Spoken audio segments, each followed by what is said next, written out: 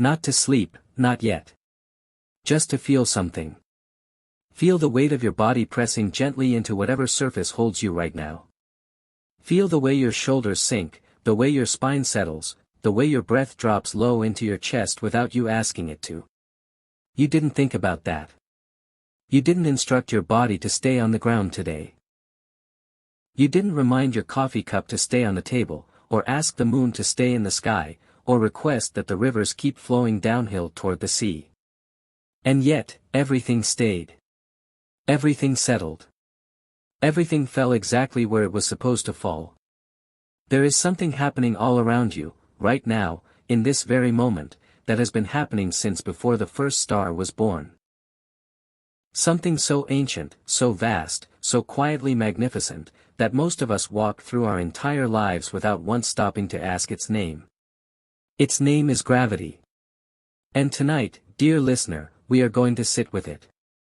We are going to trace its story, not just through equations and textbooks and the names of dead scientists, though we will visit those too, but through the long, winding, deeply human journey of how we came to understand the invisible hand that holds everything together. This is the story of gravity. It is also, in a way, the story of us. Welcome back to the Midnight Explorer. I'm so glad you're here. Imagine, if you will, the very earliest human beings. Not the ones who built cities or wrote laws or sailed across oceans. But the first ones. The ones who stood at the edge of a cliff for the very first time, looked down into the valley far below, and felt that strange, stomach-dropping sensation that we still feel today. That pull. That whisper from below. They didn't have a word for it. They didn't need one. Gravity was simply the way the world worked, the same way breathing was simply the way living worked. It was beneath language, beneath thought, beneath everything. It was just, true. Imagine a child, perhaps 40,000 years ago, somewhere on the sun-baked plains of ancient Africa. She picks up a smooth stone, small enough to fit in her palm, and she holds it out over a still, dark pool of water. She opens her fingers. And she watches, perhaps with wide eyes, perhaps with a small smile, as the stone falls, cutting clean through the surface of the water, sinking down and down until it disappears into the dark. She picks up another stone. She lets it go. It falls again. The same thing happens. She doesn't know why. But she knows that it will. That knowledge, that simple, embodied, wordless understanding that things fall down, was perhaps the first scientific observation ever made by our species. Long before telescopes, long before mathematics, long before anyone had ever dreamed of the word physics, human beings had already internalized the most fundamental force in the universe. We knew gravity before we knew anything else. And isn't that something beautiful? Isn't there something quietly profound about the fact that the very first lesson the universe taught us, the very first truth it pressed into our bodies and our minds, was about connection? About the way things are drawn toward one another? Because that is what gravity is, at its most essential. It is not a push. It is not a wall or a barrier or a force that drives things apart. It is a pull. A reaching. A longing, almost. The universe, in its oldest and most wordless language, is constantly reaching toward itself. And we, without knowing it, have always been doing the same. Let's move forward now, not all the way forward, but just a little. Let us travel to the ancient world, where the questions about falling and rising and the behavior of the sky were not merely scientific curiosities, but matters of survival, religion, and the deepest kind of wonder. We begin, as so many stories do, in the fertile cradle between two rivers. Mesopotamia. The land of Sumer and Babylon, where the first cities rose up from the mud of the Tigris and Euphrates rivers, where the first written laws were carved into clay, where human beings first looked up at the night sky and decided, consciously, deliberately, to understand it. The Babylonians were extraordinary astronomers. Thousands of years before Christ, they had already tracked the movements of planets. They could predict eclipses. They had mapped the stars into constellations that some of us still name today. But here is the fascinating thing, they did not think of the heavens and the earth as the same kind of place. The sky was divine. The earth was mortal. The stars moved according to the will of the gods, not according to forces that could be measured or predicted in any mechanical sense. The idea that the same principle governing a falling apple might also govern the movement of the moon. That would have been, to a Babylonian priest astronomer, a kind of cosmic category error. And yet, they kept watching. They kept recording. They kept asking questions, even when the answers they gave were wrapped in the language of gods and omens rather than the language of mathematics. Because that is what human beings do, isn't it? We cannot look at the world without asking why. It is in our nature. It is woven into us as surely as gravity is woven into the universe. Now let us travel west, across the blue and shining waters of the Mediterranean, to another world, one that would, in many ways, lay the philosophical groundwork for everything that came after. Ancient Greece. The air here smells of salt and olive blossom. The light is golden and slanted. In the marketplaces and the colonnaded schools, men are doing something that would have seemed very strange to the Babylonians. They are arguing. Not about which god controls the rain, or which sacrifice will appease the stars, but about the fundamental nature of reality itself. About what things are made of. About why the world behaves the way it does. They are doing philosophy. And right at the heart of their questions, though they might not have framed it this way, was the question of gravity. We must stop here, at the doorstep of one of the most influential thinkers who ever lived. A man whose ideas were so powerful, so persuasive, so elegantly constructed, that they dominated Western thought for nearly 2,000 years. Aristotle. Born in 384 BCE, in a small town in northern Greece called Stagira, Aristotle was the kind of mind that comes along perhaps once in a millennium. He wrote about biology, logic, ethics, politics, poetry, and the structure of the cosmos with an equal and seemingly inexhaustible confidence. He was a student of Plato, the teacher of Alexander the Great, and the founder of a school in Athens called the Lyceum where students would walk and talk and argue while strolling through covered walkways. They were called the Peripatetics, from the Greek word for walking about. I find that detail quietly beautiful. Even then, even at the very dawn of systematic thought, the best ideas were found by walking, by moving through the world and letting it press its questions against you. Aristotle had a theory about why things fall. His theory was elegant and intuitive and, as it turns out, almost entirely wrong.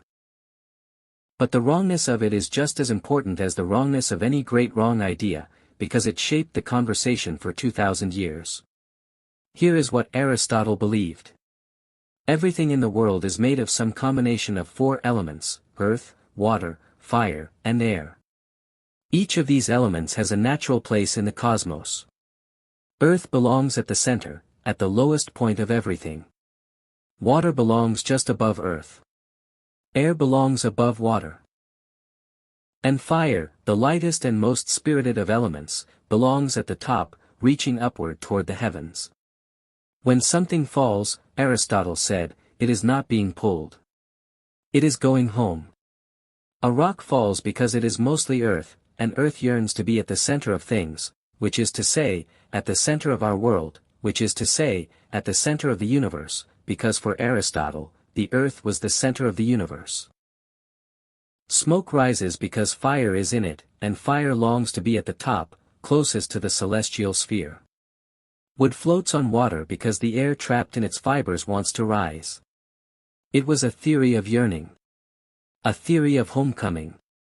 And isn't there something poetic about that?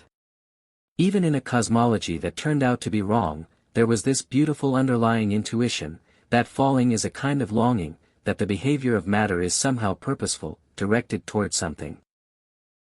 But Aristotle's theory had a problem. Well, several problems.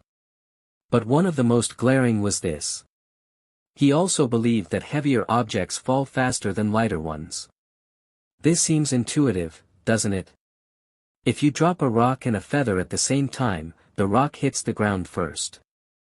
Obviously the heavier thing falls faster. But what if you drop two rocks, one large, one small? Does the larger rock fall faster? Aristotle said yes. And for nearly 2,000 years, no one seriously challenged him. Think about that. For 2,000 years, in libraries and monasteries and universities across the ancient and medieval world, scholars copied and studied and debated Aristotle's works with tremendous care and reverence. His writings were treated almost as sacred texts. To question Aristotle was, in many circles, to question the foundation of knowledge itself. And yet the answer was wrong. So beautifully, so profoundly, so instructively wrong. Brief musical interlude, a soft chord transition. Let us now pass through several centuries gently, the way you might pass through a long, dark corridor at night, glimpsing rooms on either side through half-open doors. The Roman Empire rose and fell. Libraries burned. Languages shifted. The center of intellectual gravity, and I use that phrase deliberately, moved from Athens to Alexandria to Constantinople to the great Islamic centers of Baghdad and Cordoba and Cairo. It is important to pause here, in this often overlooked corridor of history, because it is where some of the most crucial thinking about the physical world was being done. While Europe was navigating the political and spiritual turbulence of the early medieval period, Islamic scholars were doing something extraordinary. They were reading the Greeks. Not just reading them, translating them, debating them, correcting them, and advancing far beyond them. In the House of Wisdom in Baghdad, Beit al-Hikmah, scholars from across the known world gathered in the 9th and 10th centuries to translate and study every text they could find. Works by Euclid, Ptolemy, Hippocrates, Aristotle, all of them were translated into Arabic, studied, annotated, and built upon. Among the great thinkers of this era was a man whose work on optics and vision would eventually help lay the groundwork for the scientific method itself. Ibn al-Haytham. Known in the West as Al-Hazan. Born in Basra, in what is now Iraq, around the year 965 CE, Ibn al-Haytham was a polymath of remarkable depth. His most famous work, the Book of Optics, was a masterpiece of careful observation and experimental reasoning that would influence scholars for centuries. But what matters for our story tonight is this: Ibn al-Haytham, and others like him, were developing something that would eventually make modern science possible. They were developing the idea of testing ideas against reality. Not just reasoning from first principles. Not just following what the ancient authorities said. But actually going out into the world, dropping things, measuring things, observing things, and letting the evidence speak. The scientific method was not born fully formed in Renaissance Europe.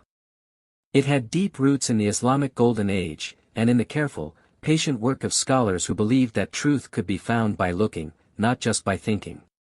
And in the background of all this scholarship, quiet and patient as ever, gravity kept doing what it had always done. Things fell. Rivers ran downhill. The moon continued its stately orbit. The universe was waiting for someone to understand it. Let us now make one of the most famous leaps in the history of science. Let us go to Pisa.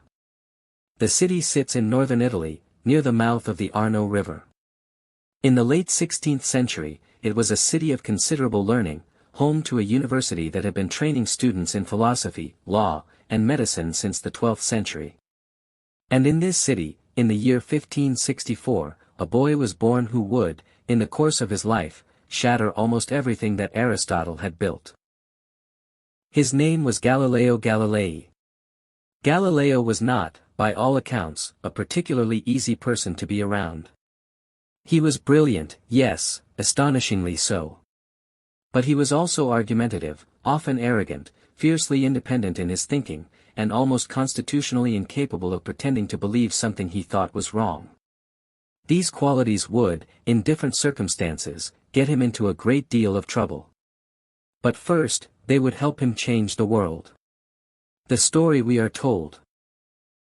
The famous story, the one that appears in every popular history of science, is that Galileo climbed to the top of the Leaning Tower of Pisa with two cannonballs, one heavy and one light, and dropped them both at the same time. They landed at the same time. Aristotle, apparently, was wrong. Now, historians argue about whether this experiment actually happened in exactly this way. The evidence for the Leaning Tower story specifically is thin. It comes from a biography written by a student of Galileo's named Vincenzo Viviani, who wrote it decades after the events it describes. But here is what we do know: Galileo did perform careful experiments on falling bodies. He rolled balls down inclined planes, surfaces tilted at precise angles, and he timed how long they took to travel different distances. He found, with extraordinary precision, that the distance a falling body travels increases with the square of the time elapsed. Not with the weight of the object. Not with the kind of material it's made of. Just time. Heavy or light, large or small, every object near the Earth's surface accelerates downward at the same rate. Galileo called this the law of uniform acceleration. And it was a revolution. Not because it was immediately accepted, it wasn't. Aristotle's followers argued back vigorously. Academic politics were vicious then as now, and overturning 2,000 years of received wisdom was not done quietly. But Galileo had done something that could not be undone. He had taken an ancient question, why do things fall? And answered it not with philosophy or theology or appeals to authority, but with numbers. With measurement. With the language of mathematics. The universe, Galileo wrote, in words that still send a quiet shiver down the spine, is written in the language of mathematics. Imagine being the first person to truly believe that. To look at a rock tumbling from a tower and see not just a falling rock, but a mathematical truth, something that could be written down, communicated across any language, tested anywhere in the world and found to be true. It is one of the most quietly revolutionary moments in the history of human thought. And it prepared the ground for the man who came next. Isaac Newton was born on Christmas Day, 1642, in a small village in Lincolnshire, England, called Woolsthorpe. It was a difficult beginning. His father had died before he was born. His mother remarried when he was 3 and went to live with her new husband, leaving young Isaac in the care of his grandmother. By some accounts, this early abandonment left lasting marks on his personality. He was, for much of his life, remote, suspicious, reluctant to share his ideas, prone to terrible rages when he felt challenged or threatened. He was also, almost certainly, the greatest scientific mind who has ever lived. Newton was sent to school, where he was apparently unremarkable. He was sent to tend the family farm, at which he was reportedly terrible, spending all his time thinking and building little mechanical models instead of watching the sheep. His schoolmaster eventually persuaded his mother that the boy was clearly suited for something other than agriculture, and at 18, Newton went to Cambridge. It was 1661. The university was ancient, prestigious, and, in certain important ways, still living in the intellectual shadow of Aristotle. The official curriculum was largely based on classical texts. But Newton, we know from his private notebooks, was reading far beyond the curriculum. He was reading Descartes, Galileo, Kepler, Boyle. He was teaching himself advanced mathematics. He was working through problems that would have baffled his professors. And then, in 1665, the plague came. The bubonic plague swept through England that year with terrifying efficiency. Cambridge closed. The students were sent home. And Newton, at 22 years old, returned to Woolsthorpe, to his grandmother's house, to the quiet of the English countryside. And spent the next 18 months thinking. What followed in those 18 months is sometimes called Newton's annus mirabilis, his miraculous year. Or, because the plague kept him isolated for 2 consecutive years, perhaps his miraculous years. In this time, working largely alone in a farmhouse in Lincolnshire, Newton laid the foundations for 3 of the most important developments in the history of science. The invention of calculus, the theory of optics and light, and the beginning of his theory of universal gravitation. All before he was 24 years old. And now, the apple. The apple story. The famous story. The story that has been repeated so many times it has taken on the quality of myth, like a creation story or a fairy tale. Isaac Newton sits beneath an apple tree in the garden at Woolsthorpe. An apple falls. And in that moment of falling, something lights up in his mind. A question, a connection, a sudden vast intuition that changes everything. Did it happen? Well, Newton himself told the story, in his old age. Several people who knew him wrote it down. The apple tree at Woolsthorpe still exists, or so they say. A descendant of it, carefully tended, is still growing there, and cuttings from it have been sent to various institutions around the world as a kind of living relic. But what the story gets wrong is the sense of it being a sudden flash, a eureka moment, a single instant of divine inspiration. What actually happened, and this is, if anything, more beautiful than the myth, is that the falling apple sparked a question that Newton would spend the next 20 years working out in extraordinary detail. The question was not, as many people assume, why does the apple fall? Newton already knew, roughly, why the apple falls, something pulls it downward. Galileo had established that all objects near Earth fall with the same acceleration. The existence of gravity as a force was already understood, at least loosely. No. Newton's question was different. It was grander. Newton looked at the falling apple, and then he looked up, at the moon, hanging huge and pale in the daytime sky, and he asked. Is it the same thing? Is the force that pulls this apple down the same force that keeps the moon in its orbit? Could they possibly be the same? This seems, from our vantage point, like a natural and perhaps obvious question. But in Newton's time, it was genuinely audacious. The heavens were still widely considered to be fundamentally different from the earth. The moon moved according to heavenly principles. The apple fell according to earthly ones. To suggest they were the same was to erase one of the most ancient boundaries in human thought. But Newton sat with the question. He did the mathematics. He calculated the rate at which the moon must be accelerating toward the earth, not falling to the earth, because the moon also has sideways motion that keeps it in orbit, but curving toward it, like a ball thrown from a great height that keeps missing the ground because the ground keeps curving away. And he found that the numbers matched. Not perfectly at first, there were some issues with the measurement of the Earth's radius that made things not quite add up. Newton, characteristically, set the calculation aside rather than publish something he wasn't sure of, and returned to it years later when better measurements became available. But the essence was there. The seed of the idea. The extraordinary, quietly shattering realization that the apple and the moon were obeying the same rule. That there was one gravity. Universal gravity. Not an earthly force and a heavenly force. Just one force, the same force. Reaching everywhere, through everything, across every distance. Let's take a moment here to sit with the actual content of Newton's discovery, because it is not just historically important, it is genuinely beautiful, and I want you to feel the beauty of it before we move on. Newton's law of universal gravitation states something like this. Every object with mass attracts every other object with mass. Every one. Not just big things, all things. The planet and the star. The moon and the ocean. The apple and the tree. The book on your shelf and the mug on your table. You and the chair you're sitting in. You and the person sitting across from you. You and me. Right now, in this very moment, there is a tiny gravitational attraction between you and every other piece of matter in the universe.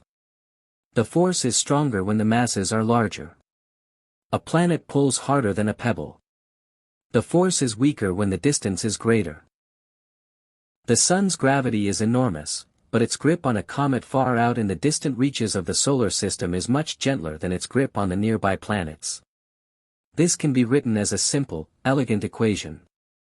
The gravitational force between two objects equals a constant, a number that seems to be built into the fabric of the universe itself, multiplied by the masses of the two objects, divided by the square of the distance between them.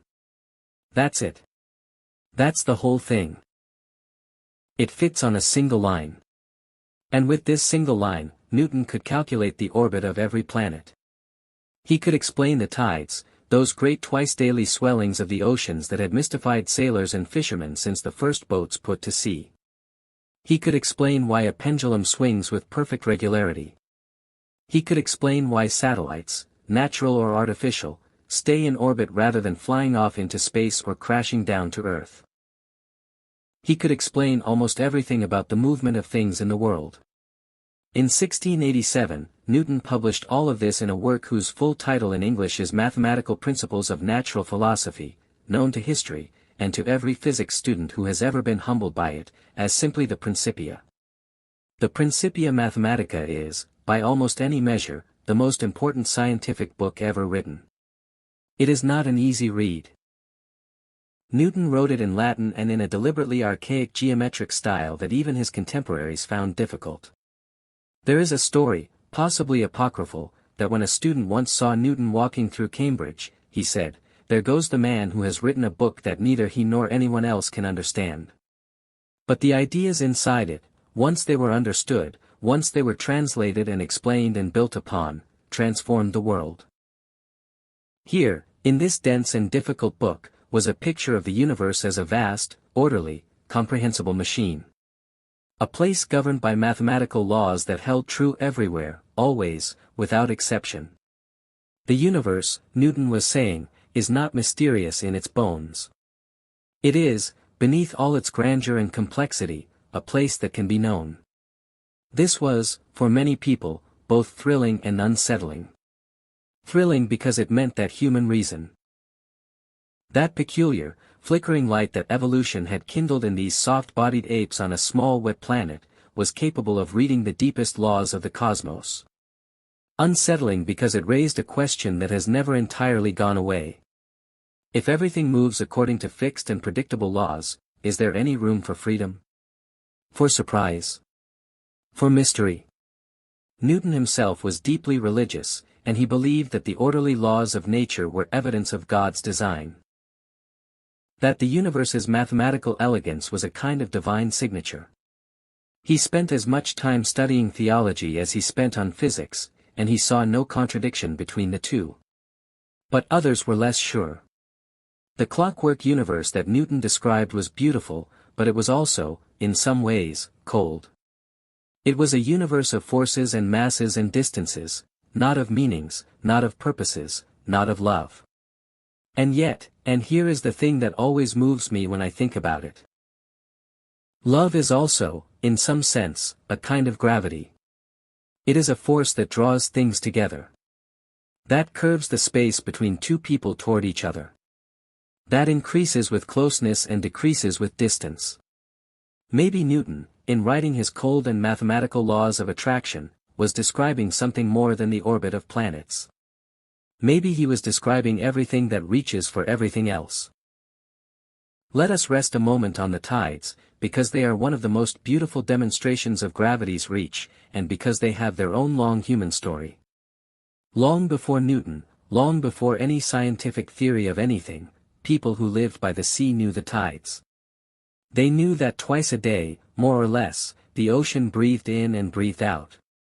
They knew the tides followed the moon. That the highest tides came with the full moon and the new moon, when the sun and moon were aligned. They knew the gentler tides that came when the moon was at its quarter phases.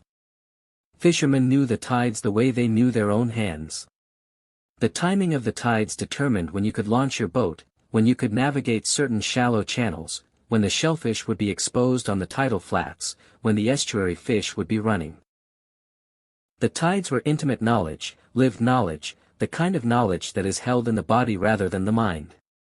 But why? Why did the ocean follow the moon?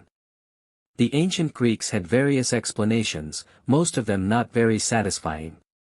Aristotle thought the tides might be caused by the wind. Pytheas of Massalia, a remarkable Greek explorer who sailed to Britain in the 4th century BCE, observed that the tides in Britain were far more dramatic than in the Mediterranean, and noted their connection to the moon, though he couldn't explain it. Medieval scholars were mostly puzzled. Some thought the tides were the ocean breathing. Some thought they were connected to underground caverns where the sea flowed in and out. Even Galileo, brilliant, observant Galileo, got the tides wrong. He thought they were caused by the rotation of the earth, like water sloshing in a moving container. He was so confident in this theory that it was one of his main arguments for the earth moving around the sun rather than the other way around, and when a fellow scholar suggested the moon might be involved, Galileo dismissed the idea as occult and childish.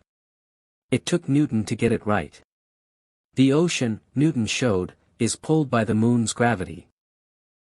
Stretched toward the moon on the side of the earth facing the moon, and, through a slightly subtler effect, also bulging on the opposite side. The earth rotates beneath these two bulges, and so any point on the ocean passes through 2 high tides and 2 low tides every day. When the sun and moon are aligned, at full moon and new moon, their gravitational pulls add together, creating the highest tides, spring tides. When they're at right angles, at the quarter moons, they partially cancel each other out, creating the gentler neap tides. Just from that. Just from the invisible reach of distant masses pulling on each other across empty space. It is, if you think about it for long enough, deeply strange. The moon is, on average, about 384,000 kilometers away from Earth. That is so far away that if you could drive a car there at highway speed, the journey would take roughly 150 days without stopping. And yet from that distance, the moon is moving the entire ocean. It is raising and lowering the sea by meters. It is reshaping coastlines. It is determining when fishermen launch their boats and when they come home. It is, in a very real sense, part of the rhythm of life on Earth. All from that invisible pull. That reach across space. The ancient people who watched the tides and felt the moon's influence were not wrong to sense that the moon and the sea were in some kind of conversation. They were right about the relationship, they just didn't know the language it was being spoken in. The language was gravity. For about 200 years after Newton, the clockwork universe ran beautifully. Astronomers used Newton's laws to predict the positions of planets with extraordinary accuracy. The existence of the planet Neptune was predicted mathematically, from the slight wobbles Neptune's gravity was causing in Uranus's orbit, before anyone had actually looked for it with a telescope. When astronomers pointed their instruments at the predicted location, there it was. It was one of the greatest triumphs of theoretical science. Pure mathematics, predicting the existence of a world. But there was one small, nagging problem. Mercury. Mercury is the innermost planet of the solar system, a small, dense, airless world that zips around the sun in just 88 days. Its orbit is an ellipse, like all planetary orbits. And the ellipse itself slowly rotates, a phenomenon called the precession of Mercury's perihelion, where the point in Mercury's orbit closest to the Sun traces a slow circle over thousands of years. This precession could be mostly explained by Newton's laws. The gravitational influences of the other planets tug and pull on Mercury, causing its orbit to shift. But not quite entirely. There was a tiny residual discrepancy. After accounting for every Newtonian effect, there was still a small unexplained drift in Mercury's orbit. In the units astronomers use for this, the unexplained precession amounted to about 43 arc-seconds per century. 43 arc-seconds per century. To put that in perspective, the full circle of the sky is divided into 360 degrees. Each degree is divided into 60 arc-minutes. Each arc-minute is divided into 60 arc-seconds. So 43 arc-seconds is an almost invisibly tiny angle, about 1/300th of the angular diameter of the full moon. And yet it was there. Measured carefully, checked and rechecked over decades, stubbornly refusing to go away. For a while, astronomers tried to explain it. Maybe there was another planet, a small, sunward world, whose gravity was causing the effect. They called this hypothetical planet Vulcan, and several astronomers claim to have spotted it, though the sightings were never confirmed. The problem sat there, like a tiny splinter in the wood of the Newtonian universe, too small to cause serious pain, but impossible to ignore once you knew it was there. It would take one of the most extraordinary intellectual journeys in human history to remove it. Let us go now to Bern, Switzerland. The year is 1905. The city is quiet, orderly, dominated by its famous clock towers and its wide-covered arcades where people walk even in the rain. The Swiss Confederation has been neutral in European conflicts for nearly a century. The cafés are warm. The streets are clean. In a modest office in the Swiss Federal Patent Office, a young man is working.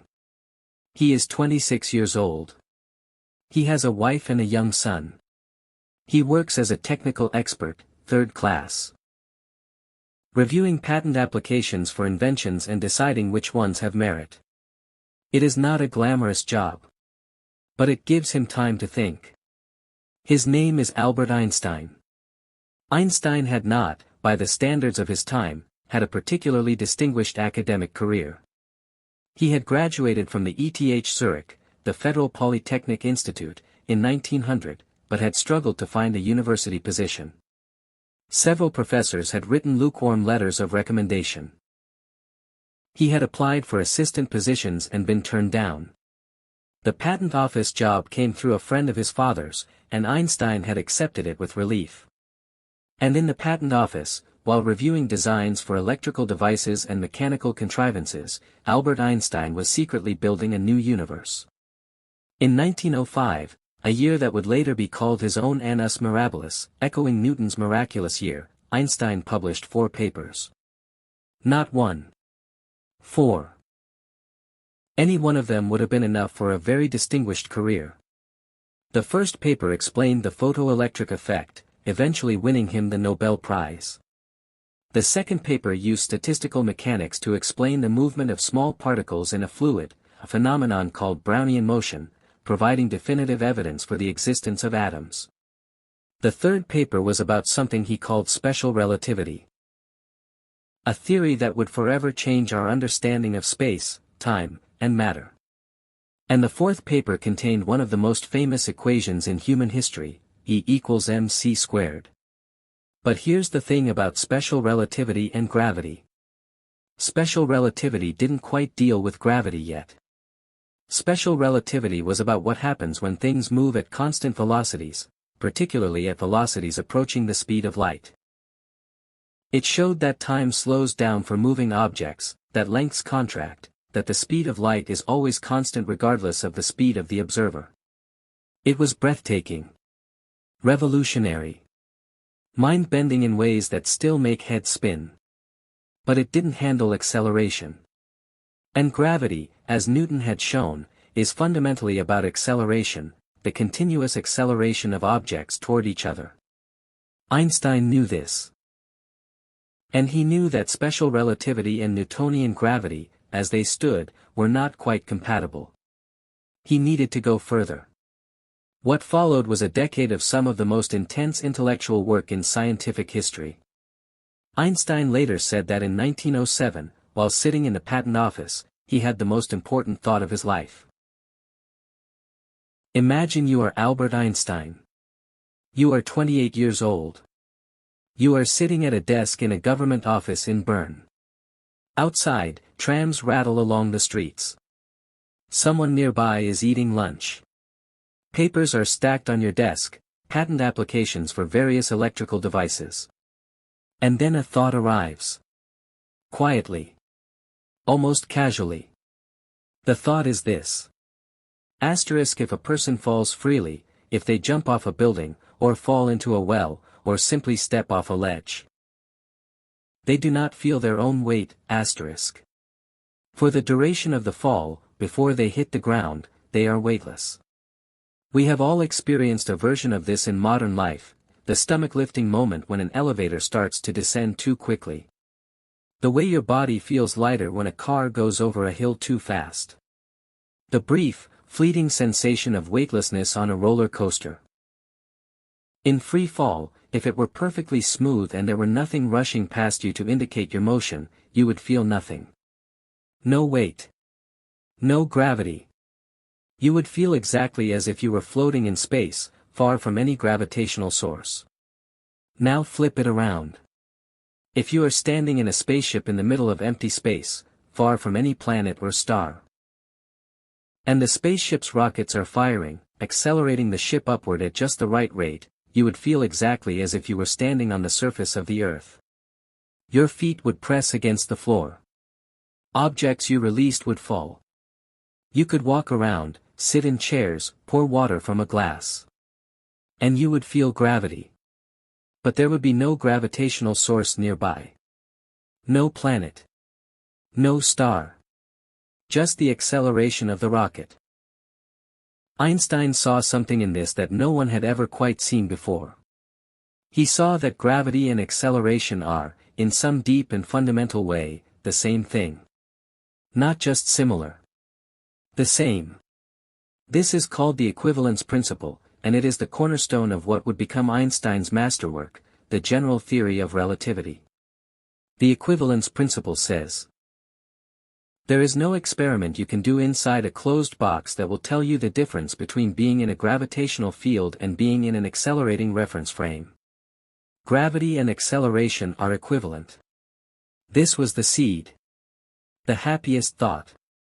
But turning that seed into a full theory, working out what it really meant, building the mathematics to describe it, would take Einstein 10 more years of some of the most difficult intellectual labor ever performed. To understand what Einstein eventually discovered, we need to talk about something that might seem strange at first, the idea that space itself can curve. We are used to thinking of space as a kind of container.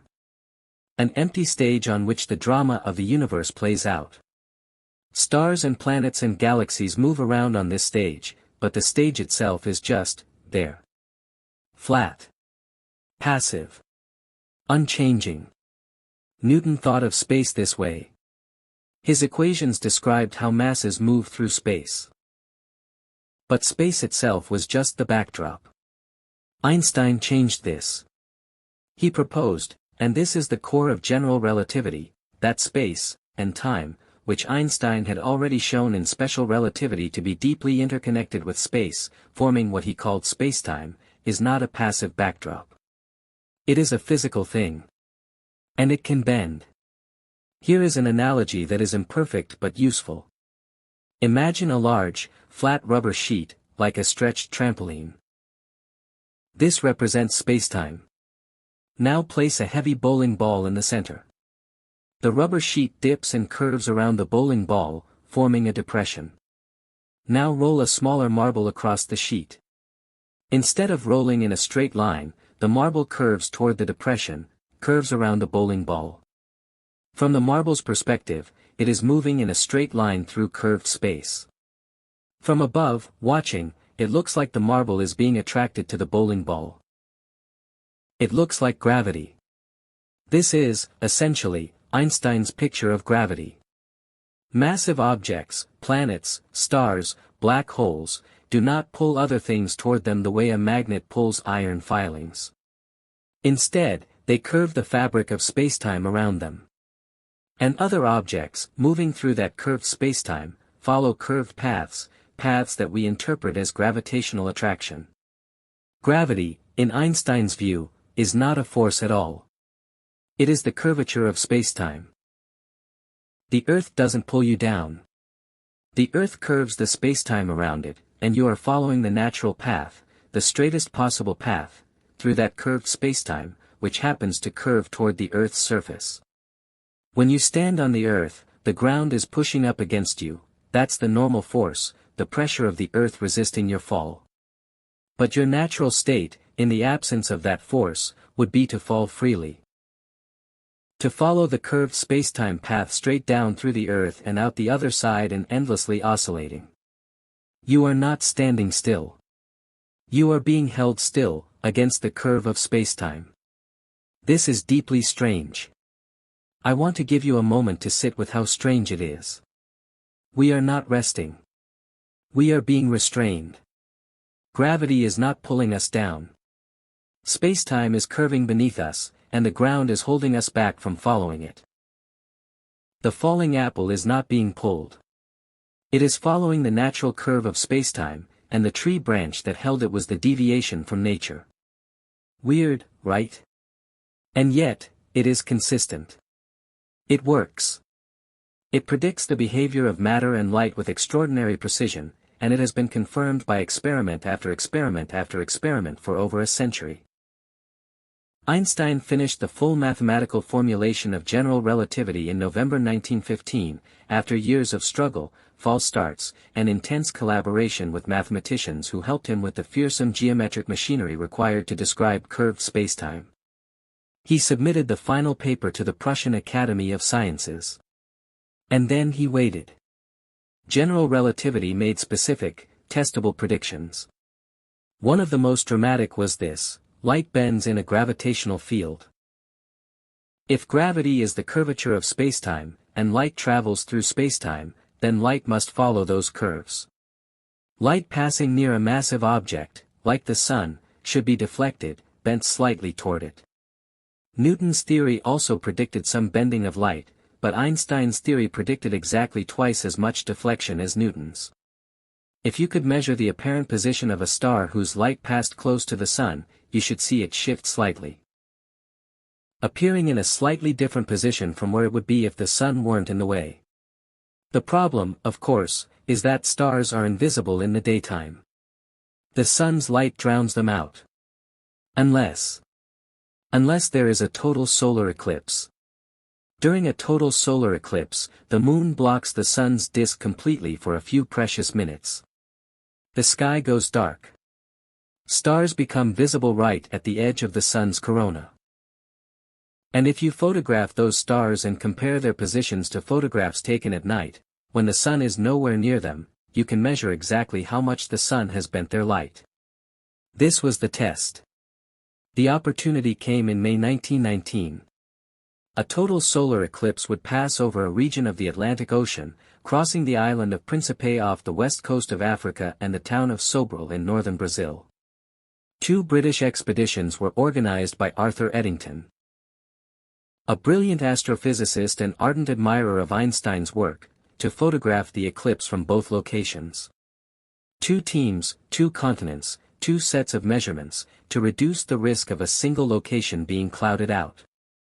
The stakes could hardly have been higher. This was shortly after the end of World War I. Britain and Germany had been at war for 4 years. German scientists were largely ostracized from the international scientific community. Eddington, a committed Quaker and pacifist, was intensely aware of the symbolism. A British expedition, organized to test the theory of a German physicist. If it worked, if Eddington confirmed Einstein's prediction, it would be a moment of international reconciliation as much as scientific triumph. Eddington sailed to Principe. The other expedition went to Sobral. The day of the eclipse, May 29, 1919, Principe was covered by cloud. Eddington must have spent the morning in quiet, agonized tension, all this preparation, all this distance, all this hope, and clouds. But the clouds partially cleared as totality approached. Eddington got his photographs. Partial, obscured, imperfect, but photographs. Both expeditions returned to England. The glass photographic plates were measured with extraordinary care. The results were analyzed. On November 6, 1919, at a joint meeting of the Royal Society and the Royal Astronomical Society in London, the results were announced. The stars had shifted by almost exactly the amount Einstein had predicted. Not Newton's amount. Einstein's amount. The next day, the headlines around the world announced that Newton had been overthrown. Revolution in science, declared the Times of London. New theory of the universe. Newtonian ideas overturned. And Einstein, overnight, became the most famous scientist in the world. There is something I find deeply moving about this story, not just the science, but the human texture of it.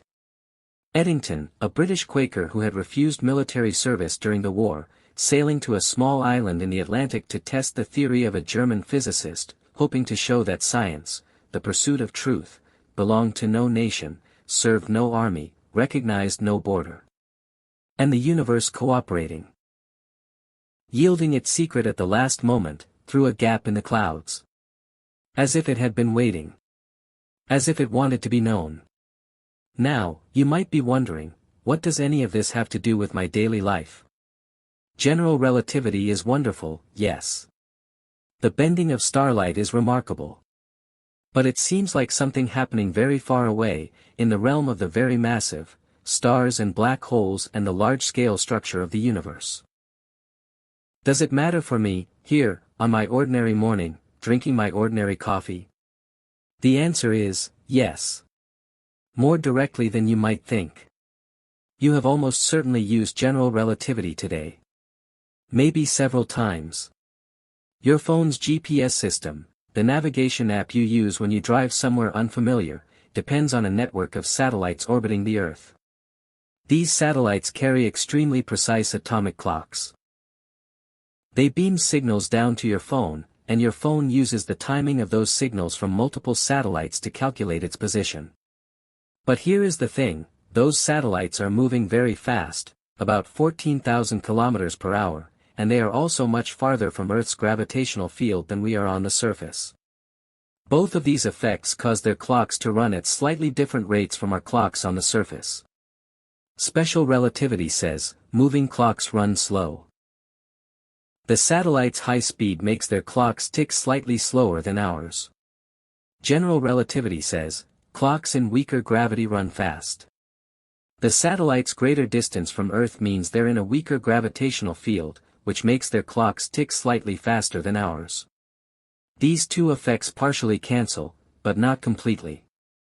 The net result is that satellite clocks gain about 38 microseconds per day relative to clocks on Earth. 38 microseconds. That sounds small. But GPS works by measuring time differences between signals. And at the speed of light, 38 microseconds corresponds to about 11 kilometers of error per day, growing worse with every passing day. If GPS systems did not correct for both special and general relativistic effects, your phone's navigation would be useless within hours. Every time you navigate to a new restaurant, or track a package, or land an airplane precisely on a runway, you are relying on corrections that only Einstein's theories of relativity can provide. Einstein is in your phone. Newton got us to the moon. Einstein guides us to the coffee shop. If general relativity describes what happens when spacetime curves, the natural question is, what happens when it curves a lot? When a massive star exhausts its nuclear fuel and collapses under its own gravity, several things can happen depending on the star's mass. A star like our Sun, modestly sized, as stars go, will eventually swell into a red giant, then shed its outer layers, leaving behind a dense glowing remnant called a white dwarf. Very dense, but stable. A more massive star will die more violently. When it runs out of fuel, its core collapses catastrophically in a fraction of a second. The outer layers rebound in an enormous explosion, a supernova, blasting material across light years. The core may be left as an object called a neutron star. A ball roughly 20 kilometers across, but containing more mass than the Sun, where matter is so compressed that the protons and electrons have been forced to merge into neutrons.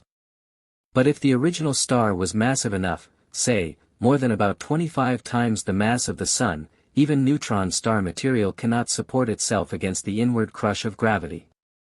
The collapse continues. Past the neutron star stage. Past any known material structure. All the way down. The mathematics of general relativity, worked out by Karl Schwarzschild in 1916, while he was serving on the Russian front during World War I, remarkably, predicts a point of no return. A surface, not a physical surface, but a mathematical boundary, beyond which not even light can escape. A black hole. At the center of a black hole, as far as our equations can tell, the density of matter becomes infinite, the curvature of spacetime becomes infinite, and the laws of physics as we currently understand them simply stop working. This is called a singularity. And it represents one of the great unsolved problems of physics, because a theory that produces infinities is generally telling you that it's incomplete. That something deeper is going on. For decades, many physicists, including Einstein himself, doubted that black holes could actually form in nature. They seemed too extreme, too strange. But observations in the 20th and 21st centuries have confirmed that black holes are real and abundant. In 2019, the Event Horizon Telescope, a network of radio telescopes spanning the globe, functioning together as a single dish the size of the Earth, produced the first actual image of a black hole. The supermassive black hole at the center of a galaxy called M87, 55 million light-years away. The image showed a ring of hot, glowing gas, with a dark shadow at the center, the event horizon, the point of no return. The photograph was blurry by ordinary standards. Astronomical photography is extremely challenging over such distances. But its significance cannot be overstated. For the first time in human history, we had seen the face of a black hole. Not just inferred its existence from the behavior of surrounding matter. Seen it. A shadow in the light, cast by the most extreme gravitational curvature in the known universe. And in April 2023, the first image of the black hole at the center of our own galaxy, Sagittarius A*, was released. Our own cosmic center. The massive gravity engine around which our galaxy slowly orbits. It, too, showed that same haunting dark ring. There is something that I find genuinely moving about the black hole images. Not just because of the extraordinary technical achievement they represent, though they do represent that, but because of what they say about the scale of things. That black hole at the center of M87. Its mass is approximately 6.5 billion times the mass of our Sun. Sagittarius A*, at the center of our galaxy. About 4 million solar masses. The solar system. Our entire solar system, from the Sun to the distant realm of the comets, would fit inside the event horizon of Sagittarius A*, with room to spare. And gravity is the reason those structures exist. Gravity concentrated matter. Gravity powered the nuclear fires of stars. Gravity, in its most extreme form, created these cosmic abysses. The same force that keeps you on your chair. The same force that held the apple to the branch. One of the most stunning predictions of general relativity, made by Einstein in 1916 and not confirmed observationally until a full century later, is the existence of gravitational waves. If massive objects curve spacetime, then when those objects move, when they accelerate, when they orbit each other, when they collide and merge, they should send ripples through the fabric of spacetime itself. Waves of curvature, expanding outward from the event at the speed of light. Gravitational waves. Like the ripples from a stone dropped in a pond, but the pond is spacetime itself. Einstein himself was uncertain whether these waves could ever be detected. They are incredibly weak. By the time they reach us from distant cosmic events, the distortions in spacetime are almost incomprehensibly small. We are talking about changes in distance on the order of 1,000th of the diameter of a proton. 1,000th of the diameter of a proton. Let me say that another way. The LIGO detectors, the instruments built to detect gravitational waves, have arms 4 kilometers long. The gravitational waves they're looking for would compress and stretch those 4-kilometer arms by less than a billionth of a meter. That is like measuring the distance from here to the nearest star to an accuracy smaller than the width of a human hair. It took 40 years of engineering to build instruments sensitive enough to do this. But on September 14, 2015, at 5:51 in the morning U.S. Eastern Time, both LIGO detectors, one in Louisiana, one in Washington State, registered a signal. A tiny, brief chirp. A ripple in spacetime passing through the Earth. The signal lasted less than a second. It was the sound, translated into audio form, of two black holes, each about 30 times the mass of the Sun, spiraling toward each other and merging, 1.3 billion light-years away. 1. 3 billion years ago, when those black holes collided, the event produced more power in that fraction of a second than all the stars in the observable universe put together, and it sent gravitational waves rippling outward in all directions. For 1.3 billion years, those waves traveled through interstellar space, through the slow rotation of galaxies, through the formation of stars and planets and, eventually, through the emergence of life on one small world. And on a September morning in 2015, those waves passed through the Earth. They compressed and stretched the entire planet, and every instrument on it, and every atom of every human being, by an amount smaller than the diameter of a proton. And we felt it. We had built instruments delicate enough to feel it. The scientists who received the signal spent months checking, double-checking, triple-checking their results. They submitted their paper for peer review. They announced their discovery on February 11, 2016.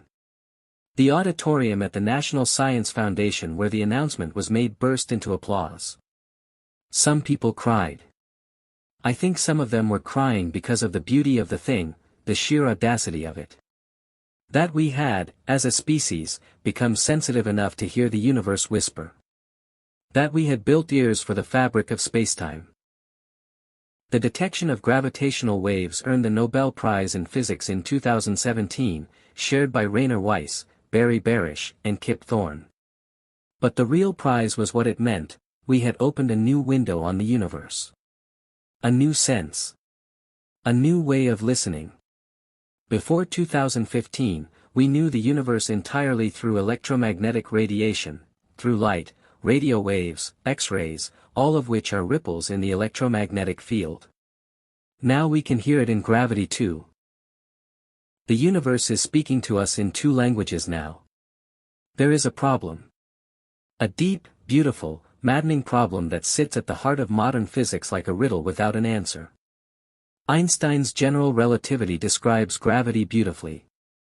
It describes the large-scale universe, the movement of planets, the behavior of black holes, the expansion of the cosmos, with extraordinary precision. Quantum mechanics.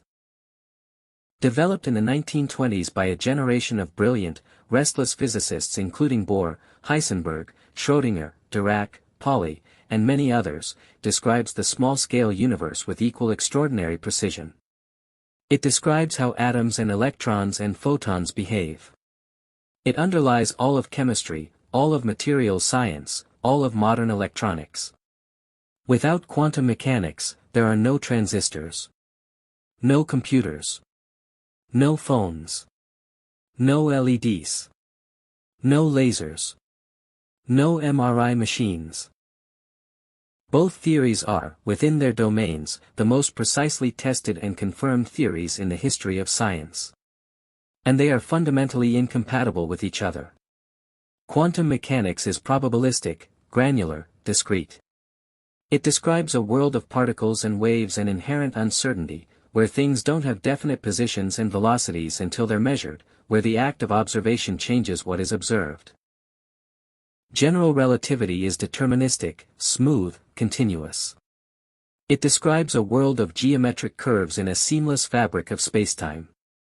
When physicists try to combine them, to build a theory of quantum gravity that would describe what happens at the Planck scale, where quantum effects and gravitational effects are both important, the mathematics breaks down. The equations produce infinities. Things stop making sense. This has been one of the central unsolved problems of theoretical physics for about 100 years.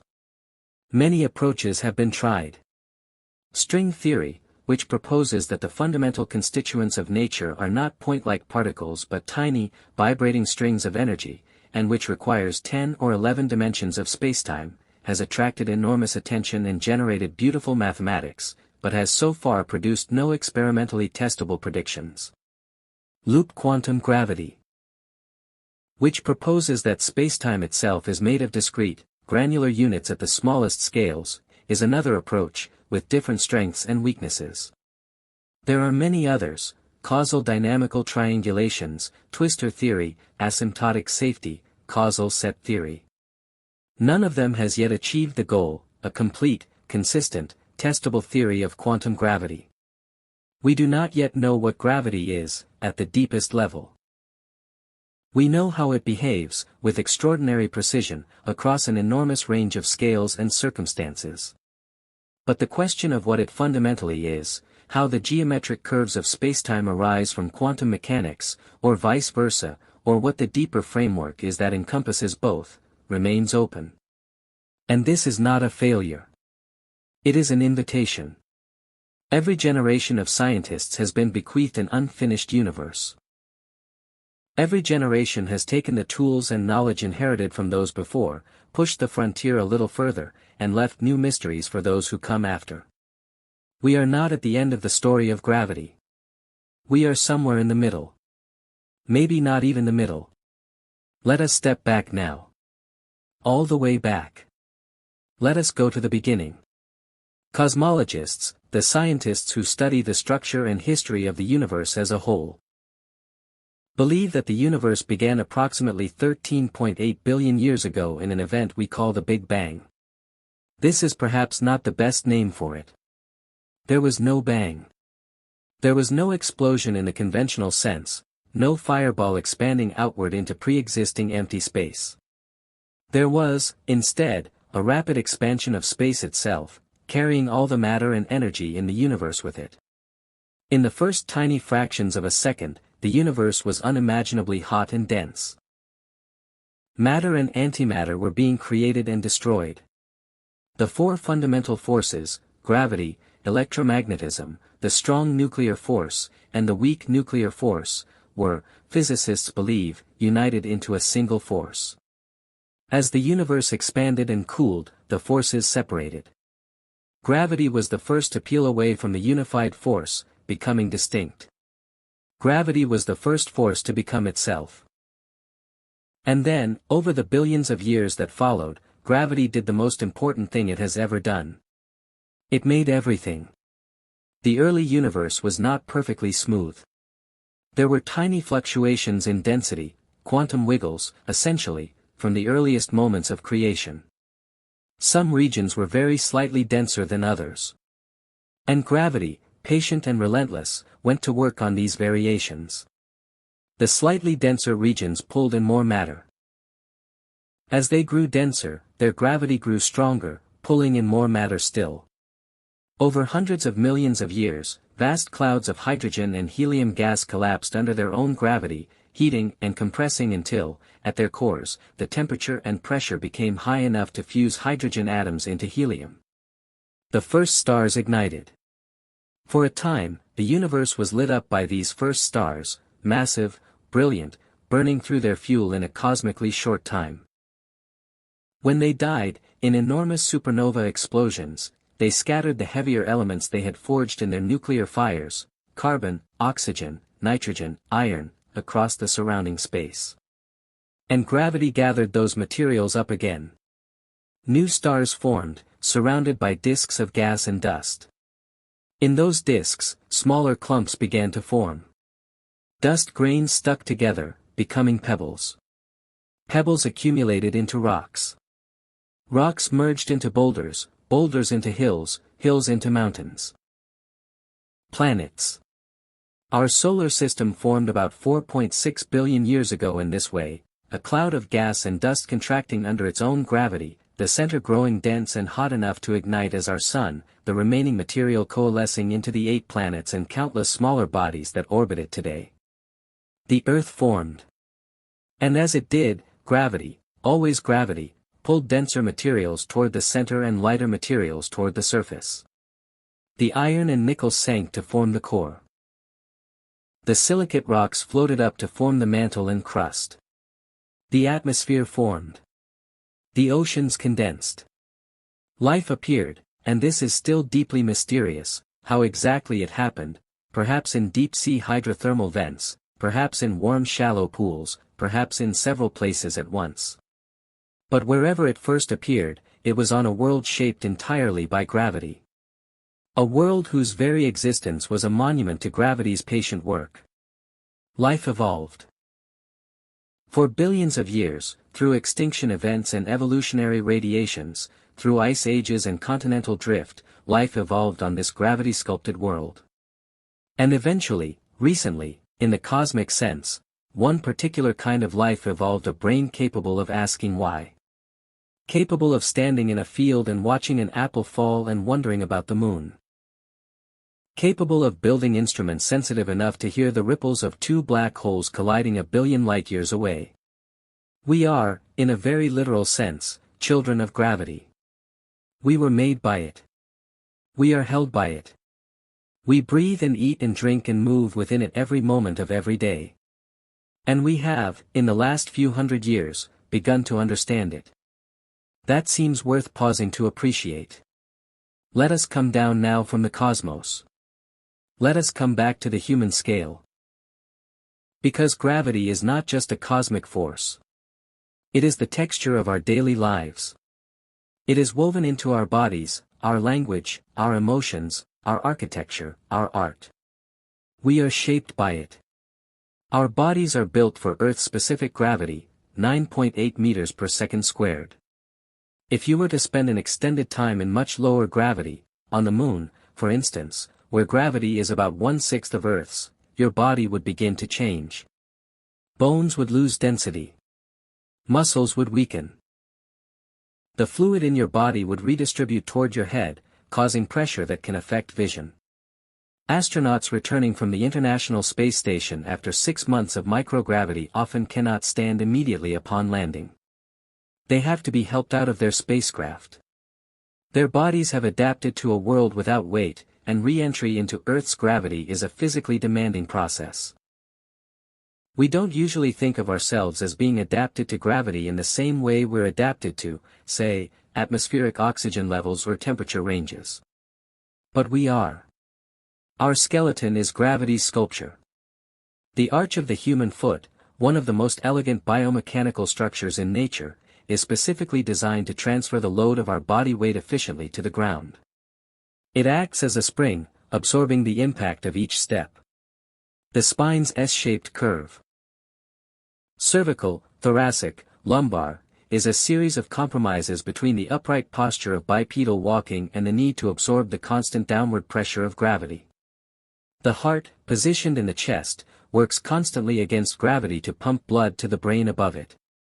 The veins of the legs have one-way valves to help push blood upward against gravity's persistent downward pull. Even our sleep is gravity-shaped. The horizontal position we adopt for sleeping distributes our body weight evenly, relieving the spine and joints from the constant vertical load of daytime posture.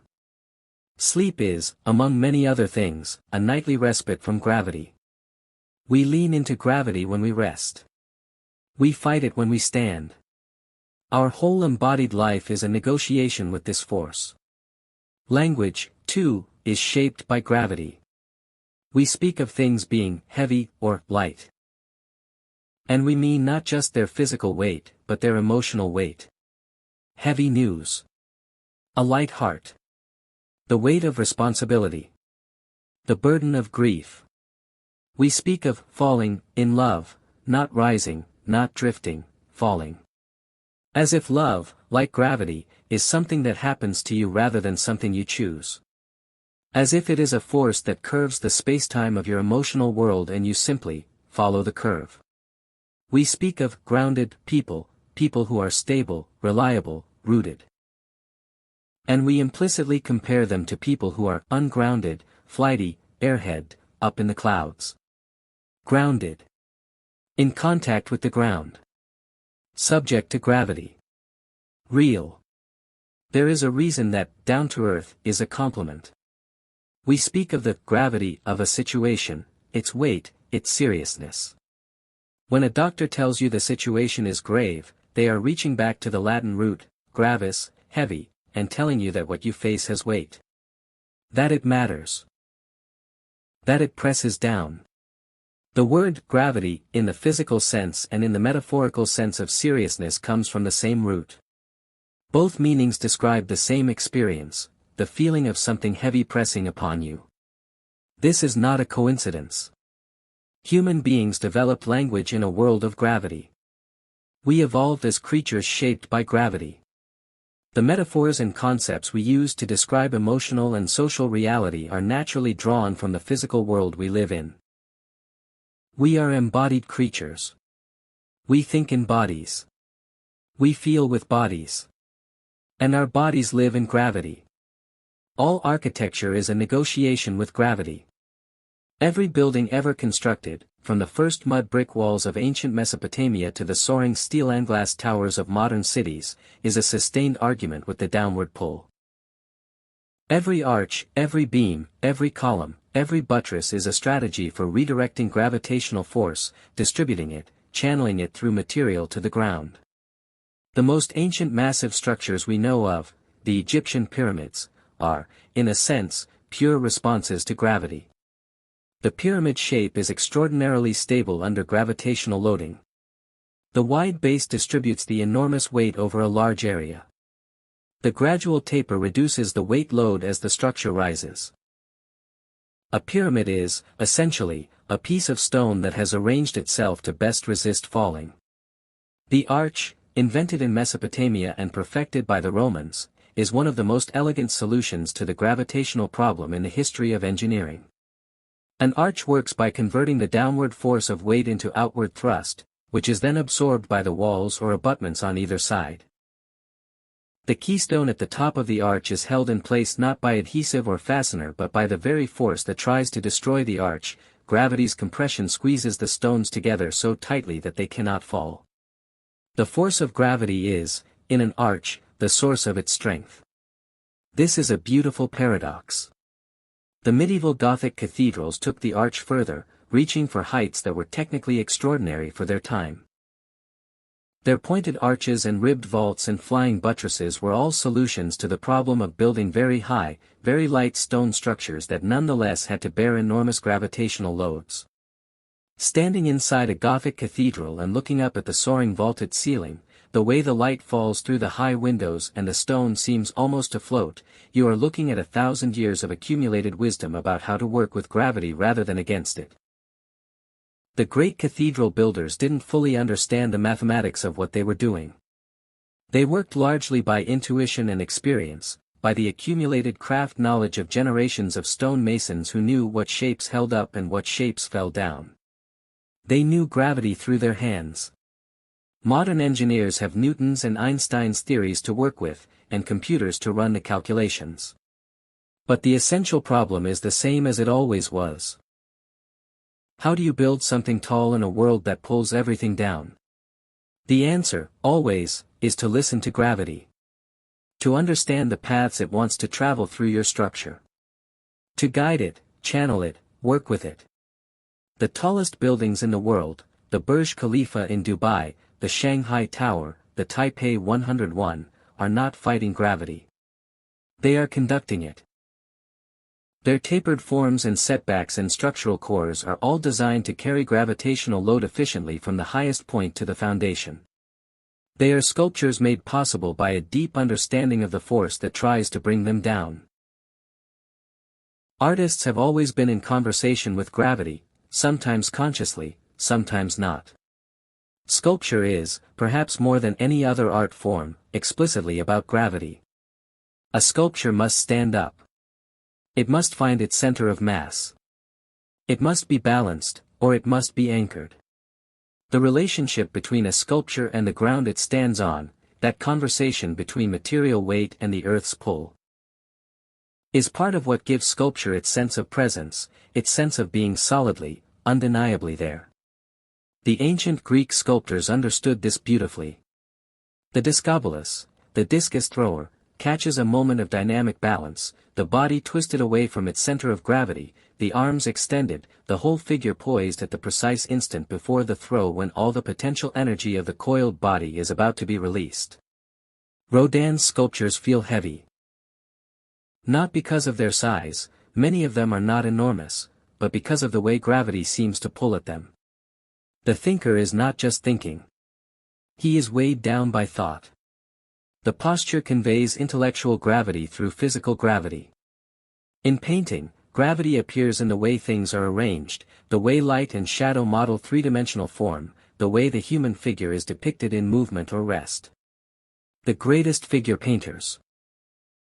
Michelangelo, Raphael, Caravaggio, Rembrandt, had an extraordinary intuitive understanding of how the human body interacts with gravity in every posture, every gesture, every attitude of rest or effort. When Michelangelo painted the Sistine Chapel ceiling, the figures seemed to have weight. They seemed to be real, solid, three-dimensional bodies occupying space. This is an illusion painted on a flat surface. But it works because Michelangelo understood how gravity shapes the human body. How flesh and muscle and fabric sag and pull and drape in response to the downward force.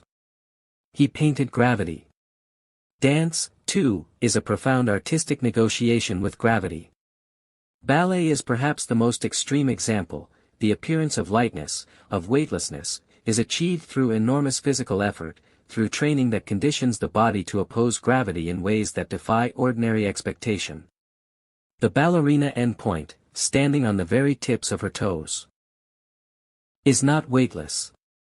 She weighs exactly as much as she has always weighed. But the training, the strength, the discipline required to maintain that position creates an illusion of liberation from gravity. And the audience, watching, experiences something like the feeling of freedom from weight. Perhaps that is part of why we find the human body in graceful, controlled defiance of gravity so beautiful.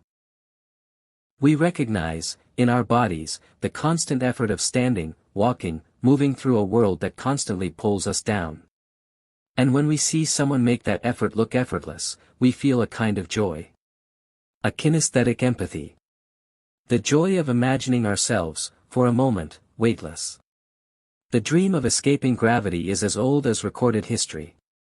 In Greek mythology, Icarus flew too close to the sun and fell back to earth when the wax holding his feathers melted. The story is usually told as a warning about ambition and hubris, but I think there's something else in it, something deeper. There is, in the story of Icarus, a deep and universal longing. The longing to be free of weight. To rise. To leave behind the Earth's insistent pull and enter the vast openness of the sky. Birds have always stirred something in us. Their ability to rise into the air, to navigate that medium so effortlessly, to look down at the world we are stuck to. It has been the source of envy, admiration, and wonder since the first human being watched a hawk circling overhead. The practical dream of flight was pursued for centuries before it was achieved. Leonardo da Vinci, that astonishing 15th-century mind that seems to have been thinking several centuries ahead of itself, designed flying machines. Ornithopters, gliders, aerial screws that prefigure the helicopter. He studied birds with obsessive care, filling notebook after notebook with observations of their wing movements, their use of air currents, their landing techniques. His designs were brilliant but, for the most part, unbuildable with the materials and power sources available to him. In the 18th century, the Montgolfier brothers in France achieved the first human flights in hot air balloons. Rising on the simple principle that heated air is lighter than cool air and will rise through it. Balloons didn't overcome gravity. They used the density difference between heated gas and the surrounding atmosphere to float upward, the way a bubble rises through water. True flight, powered, controlled, sustained flight against gravity, was achieved on December 17, 1903, on a cold and windy beach at Kitty Hawk, North Carolina, by two brothers from Dayton, Ohio. Orville and Wilbur Wright. The first flight lasted 12 seconds and covered about 37 meters. 12 seconds. 37 meters. And yet it changed the world more profoundly than any single event since the invention of the printing press. The Wright brothers succeeded where many others had failed because they were, among other things, extraordinarily good experimenters. They built their own wind tunnel. They tested hundreds of wing shapes. They understood, more clearly than anyone before them, that flight required solving three problems simultaneously: lift, power, and control. They solved all three. Lift, the upward force that opposes gravity, comes from the shape of the wing, an airfoil, and the angle at which it meets the airflow. As air moves faster over the curved upper surface of a wing than over the flat lower surface, it creates a pressure difference that generates an upward force. This is gravity's opponent, the force that makes flight possible. But flight is not the absence of gravity. It is a dynamic balance with gravity. An airplane is constantly falling, constantly being pulled downward, and constantly generating enough lift to fall upward as fast as gravity pulls it down. The engine doesn't overcome gravity. It powers the wings, and the wings redirect the airflow to generate lift. We are, when we fly, in a sustained state of controlled falling. Which is, in a way, exactly like orbital mechanics. An orbiting spacecraft is not in a place where gravity doesn't exist. It is falling. Constantly falling. But it is moving sideways fast enough that by the time it has fallen a certain distance, the Earth has curved away beneath it by the same distance. It falls around the Earth. Orbit is just falling, done sideways at the right speed. The first human to orbit the Earth, Yuri Gagarin, on April 12, 1961. Was in a state of freefall the entire time. He was not weightless because he was outside gravity. He was weightless because he was falling. He was doing what the apple does when you let it go. Just faster. Much, much faster. Neil Armstrong and Buzz Aldrin descended through the final kilometers of their approach to the lunar surface in a spidery craft called the Eagle. Michael Collins orbited above in the command module. Armstrong took manual control as they approached a boulder field and flew the lander past it, landing with about 25 seconds of fuel remaining. Then he said the words. "The Eagle has landed." And then, a few hours later, he climbed down a ladder and stepped onto the surface of the moon. That's one small step for man, one giant leap for mankind. He had intended to say, one small step for a man. The word got lost somewhere in the transmission, or perhaps in the enormity of the moment. But either way, the words are perfect for what they describe. A small step.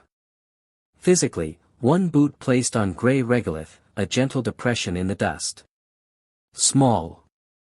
But a leap across the entire history of human longing to be free of the earth. A leap across every dream of flight, every launched stone, every arched cathedral, every dropped apple, every falling body, every question about why things fall. The moon's surface gravity is about 1/6 of Earth's. Armstrong and Aldrin, in their bulky spacesuits, were walking in a world where they weighed much less than on Earth, where a jump would send them soaring slowly upward, where caution was needed not to tip forward under the weight of the backpack systems.